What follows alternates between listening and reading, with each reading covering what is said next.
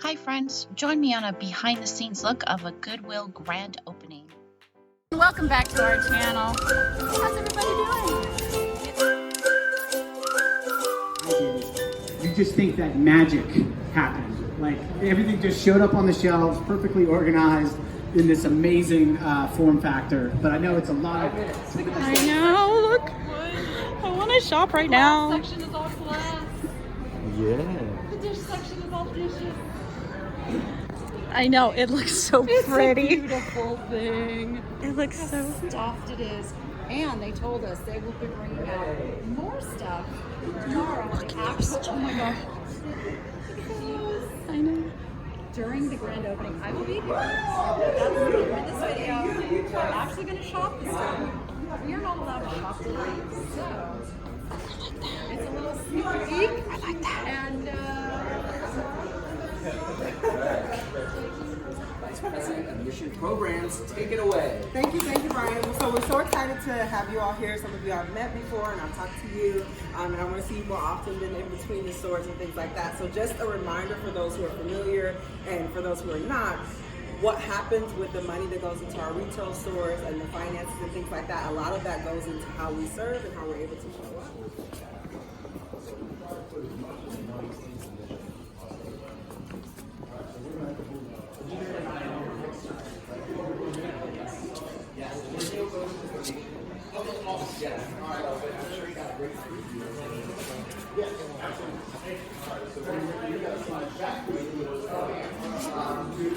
Now look at all these boxes up here. Boxes, back stock.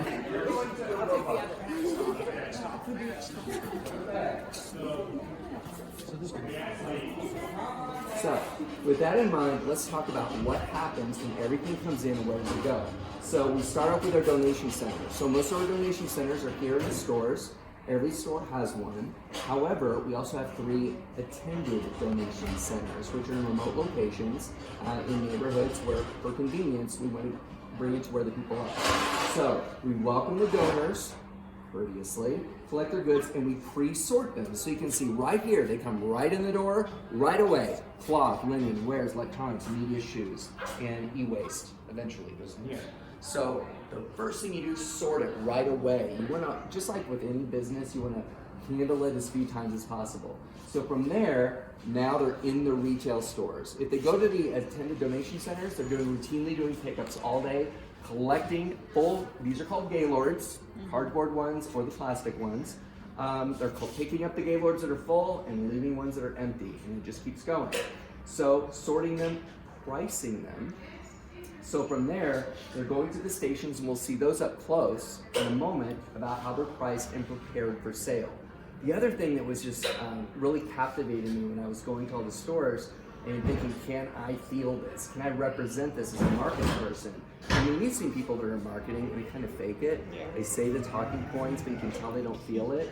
I said, I want to represent the people that are working so hard here. And when you see it up close, working at the stations, collecting donations in the heat, in the cold, I have so much respect for that. And I love to just go out on the weekends and just people see how they're doing. So with that in mind, the preparation, they're taking a bag full of clothes, and what do you do with it? Piece by piece. This is not Target where, oh, go get a box of Hanes t-shirts. They're all pre-priced, they're all pre-barcoded, there's a planogram, right? No, you have to be creative about exactly what you're doing with it. So from there, we go into retail. We move from production to retail, and this is where we have stores in e-commerce. So our e-commerce, see, we're busy, right? All the time. Our e-commerce is at our warehouse, and so we're merchandising out on the floors. The best thing about coming to an event like this, you'll never see it this spotless again.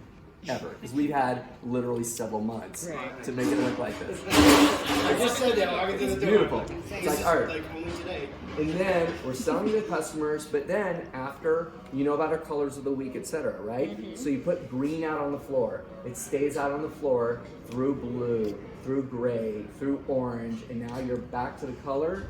That's when it goes on sale. So whatever's left in that last week, 50% off. For 6 days, the 7th day, dollar day, Monday, Monday, highest dollar day. And that is our last chance. Again, you don't want to touch it again if you don't have to, so sell it for $1. If it doesn't, we pull it for clearance. And all those pulls are then taken into a truck, go back to our clearance center, and that's when they go in the blue bins. So they come out in the blue bins, and it's just like a cycle. They come in these Gaylords, tip the Gaylord over, everything falls into the blue bins, the blue bin goes out onto the floor for an hour. That's it. At the end of an hour, they call time, they clear them all out, they move new ones in, and it begins again, over and over and over again. And so most items in clearance are sold by the pound. A few things are sold like DVDs will be 25 cents, that kind of thing. So we're receiving the Gaylords, tip them on the tables, sell them by the pound, right? Then, what's left after that? Right. We're pulling these out of the clearance. They didn't sell at clearance. That's what we do, what we call post-retail. And so we have customers both in the United States and around the world that are interested in whatever we don't have. It's sometimes called salvage. Sometimes you have things that are higher quality, called credential, and they're buying them at a set price, and the market really dictates that. You know, it used to be 21 cents a pound, now it's 16 cents a pound. And that's actually very important for us to gauge that, because that affects us dramatically, because we do a lot of post retail. So at the end of the day, you can see these bales weigh about a ton, each one. So we're able to divert about, I think it was 2022, 32.8 million pounds of goods that could have gone to a landfill if people didn't think, you know what, I'll donate that and see if we can find a second home for it. So that's about probably 8,000 Ford F-150. This is Ariel Lard. Until recently, Ariel was our store manager at our Silverado Ranch store, but she won the lottery and got to come in here and head up this operation. So without further ado, Ariel Lard. Hi! Oh, you guys even applauded. I'm going to give a little speech about our Roper machine. So I heard that Brian was talking to you guys about the donation flow and how that works. So we have two different Roper machines in our warehouses. One that's strictly for clothing and another one that is for our side departments. So shoes, home goods, electronics, etc. This machine captures all sorts of information pertaining to the individual who's printing those tags. So for instance, I have a 4-digit code. I'm going to go ahead and enter my 4-digit code. And it pulls up a menu for me. I get to select whatever I want. On my clothing rack here, I have a men's long sleeve shirt. I'm going to go ahead and select my men's button, select long sleeve, select the size, and then we have blanketed cloth pricing, which means I don't get the option of changing it unless it becomes a red tag item. What is a red tag item? A red tag item is something that is brand name, brand new, or unique antique, something vintage. So we're going to go ahead and hit that. It's going to spit out a ticket. I'm not going to touch that ticket. The person who's going to process the clothing goes item by item by item, creating a long stream. That all changes when we get to something that is a red tag. So I have these wonderful Italian leather boots. Oh, cute. I know, adorable. I picked them out on purpose because I Wait wear a minute. Yes, boots are always made for walking. Actually, I'll get to that later. Okay, so we're gonna go back to our home screen. And the first thing that I have to do, because I'm going to decide to red tag these items, is I'm going to change my color to red. Okay? You're going to go to shoes. Now you see that there's a bunch of different selections for pricing. I have to take into consideration all the product knowledge that I've had over the years and decide how much these shoes should be worth.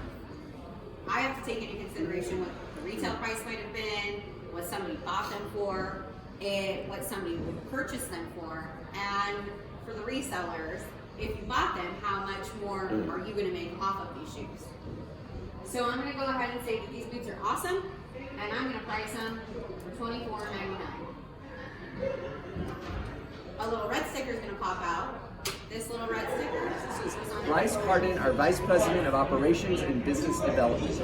Hello. Welcome to Operations and Logistics at Goodwill of Southern Nevada. So operations encompasses multiple departments at Goodwill of Southern Nevada, which includes our warehouse, which stores all of our product you see here on our retail floor, as well as the other 17 retail stores. Our clearance center, which is our post-retail place for all of this stuff that didn't sell today to sell tomorrow. Also our e-commerce department, which sells our higher value donations online. Our digital recycling department, which takes all of those little electronics, the toothbrushes, the razors, just those little tiny things that you might assume would end up in a landfill that we actually recycle. So every year, on an average, our operation takes in 876,000 and change donations. Those are donation drop-offs at any of our locations. Not only that, but our clearance center also moves through roughly about 2 million pounds of clothing and items every single year. That's items that didn't sell in our retail store that would have ended up in a landfill had we not taken that opportunity to sell them yet again and price them per pound. After everything is moved through our system, we generate up to 40,000 pounds of textile bales every single day. 363 days a year we do this. These are clothing items, scarves, blankets, sheets, textiles that have ended up in our landfill that we are selling overseas to the salvage market, to third world countries and places that don't have the same opportunity for textiles. Once that is all said and done, Goodwill of Southern Nevada, on behalf of not only the Las Vegas community, but on behalf of all of us, divert 32.8 million pounds of donations from Las Vegas's landfills.